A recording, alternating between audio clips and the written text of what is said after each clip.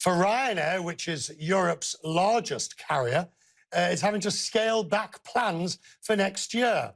It says with Boeing's 737 MAX is grounded, it won't have enough planes to serve all destinations. So it's reducing flights to some airports, closing some bases completely. It hasn't decided which it'll go. Anna Stewart, how much of this is just opportunism? Right, there's too much capacity in Europe. Ryanair, I don't doubt, you know, their Maxes are grounded, they're not getting new ones, they haven't got capacity, but that's a good thing at the moment. It's a bit of both, and analysts I spoke to today were certainly rather cynical because, yes, this will reduce their growth rate by half next year. They wanted to have 58 planes from Boeing initially for next summer. They'll only have 30, but as you say, overcapacity is a massive problem at the moment. So this is not necessarily a particularly bad thing. And looking at Ryanair's share price, frankly, and its rivals, everyone's looking for maybe higher fares next summer. Right, higher, well, I'm through into the rest of the year and beyond. But we've had a profits warning from Lufthansa. We've had... Two from Ryanair. Two from Ryanair.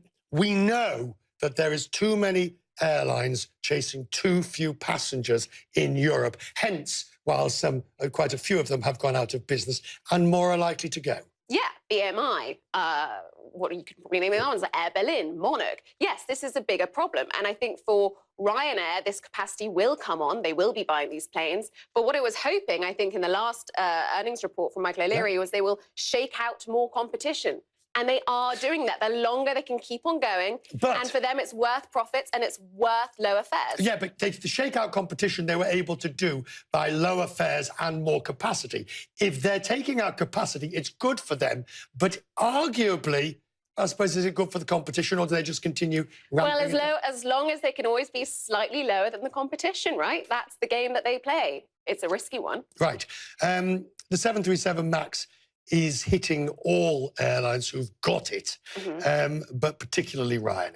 Yeah, and it's because of also the fact that it's the 737 MAX 200, which is a slightly different variation of the 737 MAX. This is the one that will have slightly more capacity, and as a result, they don't expect this one to work, to come on to be certified and to be up in the air until January or February once the other one's gone through the system. So that's why we're seeing more of a delay for Ryanair. OK. The industry overall, we've seen June go, which was the Air France, I was going to say long-haul, low-cost, but I'm never quite sure what it was. Eurowings... It's no more. No, it's no more. Well, it was never very big to say. It was 3 planes and a dog. But Eurowings is no longer going low-cost, long-haul. We have got this problem with the low-cost and with Ryanair. We've got IAG still with Level playing around with that. But analysts have downgraded it, frankly. You know, HSBC came out and said that this sector in Europe is on its biggest decline since the financial crisis, and it therefore downgraded a whole load. This was after the Lufthansa profit warning. Right, but you have got oil prices steady. They are flattening.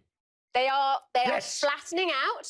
There is some hope here, but there are still too many seats for too few passengers.